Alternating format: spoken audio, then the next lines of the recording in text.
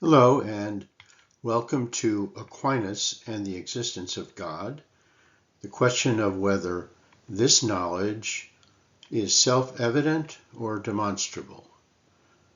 The question arises as to whether the existence of God is a self-evident truth, or is it possible to demonstrate it philosophically? Aquinas concludes that it is not self-evident logically and needs to be demonstrated. But for those who cannot follow the proofs, the existence of God may be apprehended by faith. Let's take a look at how he develops this. Before the 5 ways that Aquinas developed to prove the existence of God, or at least demonstrate it, there was a need to answer these objections. The objection was that God's existence is self-evident. The next objection was that God's existence cannot be demonstrated.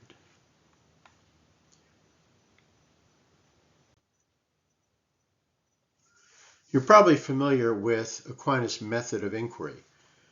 First, the question is stated, and then the objections to his view, as affirmed by a number of objectors, is given. Having stated their objections, according to his paraphrase, he gives the refutation, stating, "On the contrary."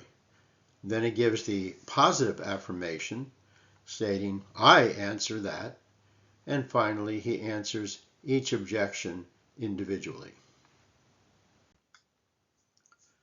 3 objections state that God's existence is self-evident. St. John of Damascus, whom Aquinas calls the Damascene, Anselm with his famous ontological argument, and finally the truth affirmation used commonly against skeptics. Aquinas paraphrases each of the objectors' positions. The Damascene is said to apply a general principle of self-evident truths to the existence of God, noting that there are certain naturally implanted first principles, which would include such things as the use of reason and the law of non-contradiction. St. John of Damascus asserts that the existence of God is a first principle, thus self-evident. The famous ontological argument has various forms, and while not mentioned by name, Aquinas seems to be paraphrasing a form of Anselm's argument. This relies on Aristotle's first principle of demonstration, which says that things are known as soon as the terms are known.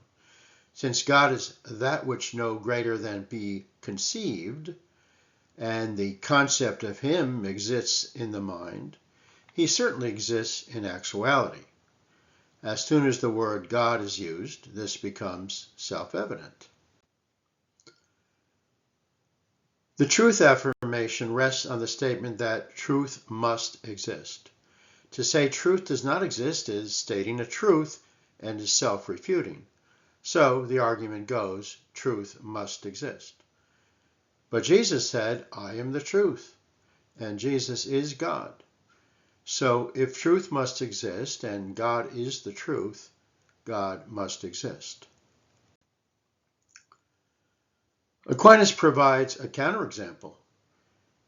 On the contrary, he says if the existence of God was self-evident, no one could state that there is no God. But the fool mentally does say so. Therefore, the existence of God is not self-evident. Aquinas says that there are 2 ways in which things are self-evident. If you know both subject and predicate of a proposition, the proposition is self-evident to you. For example, a man is a rational animal. Man is something we can understand because we understand the terms. But we do not know the subject and predicate in relation to God, because we do not know his essence, and his essence is his existence. So the existence of God is self-evident in an absolute sense, but not to us human beings. However, we are able to demonstrate his existence by his effects, and the existence of God can become evident to us in this way.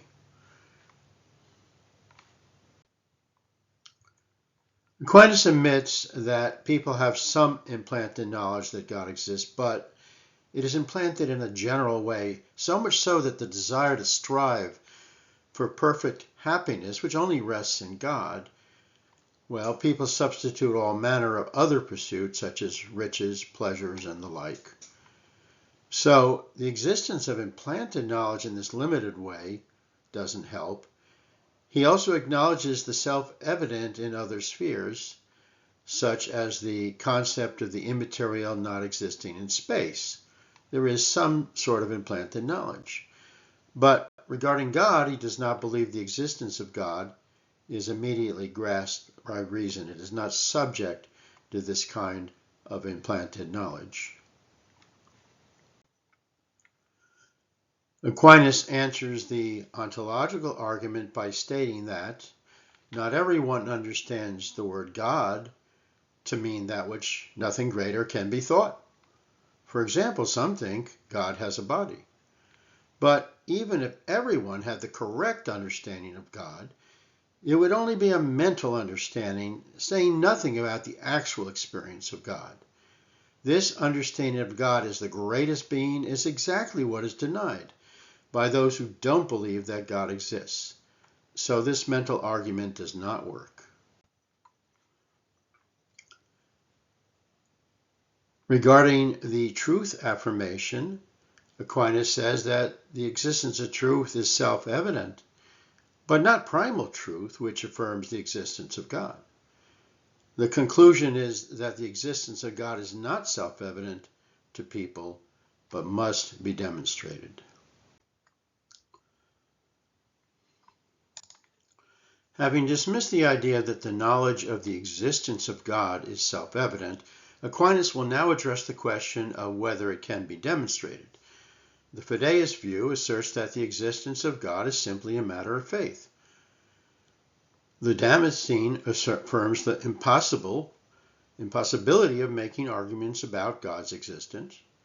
And the third objection denies the possibility of knowing anything about an infinite God by finite effects. The fideist denies the use of reason in determining truth about God. The fideist view simply states that the existence of God cannot be demonstrated by scientific knowledge because that is empirical. In contrast, faith has to do with the unseen.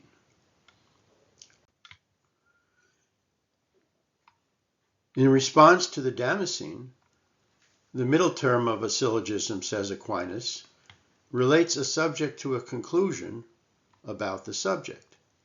For example, in All Men Are Mortal, Socrates is a man, therefore Socrates is mortal. The word man relates Socrates to mortality, thus making an argument predicating something about Socrates. However, it is said by St. John of Damascus that we can find no middle term for God, since we can only speak of him by negating attributes and do not know his essence. With no middle term, there can be no argument demonstrating God's existence. The view of disproportionate effects states that we cannot know an infinite God from his finite effects. Since the finite effects are not proportionate with their cause, they cannot be used to demonstrate his existence. On the contrary, says Aquinas, in refutation of all the above, he quotes Paul in Romans 1, who states that we can know God's nature from what has been made. The first things we must know about anything is that it exists. We can know God by his effects, by what has been made, by the universe and all that is in it. Aquinas answers and applies a general rule about causes to the demonstration of God. There are two kinds of demonstration. We do not have access to God as cause directly, so we cannot have a priori knowledge before the fact. We know God better by his effects, that is, the universe and everything in it. God is best known a posteriori, that is, knowledge after we observe his effects. From his effects, we demonstrate that God exists. Answering the fideist, Aquinas states that the existence of God and other truths about God are known by natural reason as preambles to faith, which begins with natural knowledge. Yet a person can proceed directly to faith if he does not have the ability to grasp logical proofs.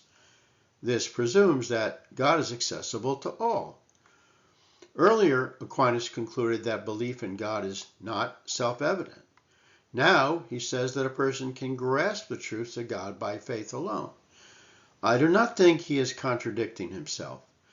In relation to proof by reason, God's existence is not logically self-evident, but needs demonstration.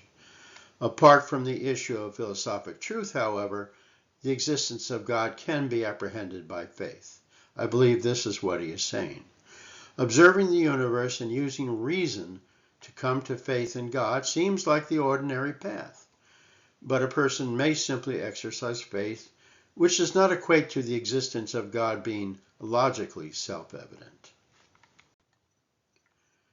Answering the Damascene, Aquinas states that it is not necessary to use the essence of God to posit it as the middle term in a syllogism, because the effects will serve as a definition.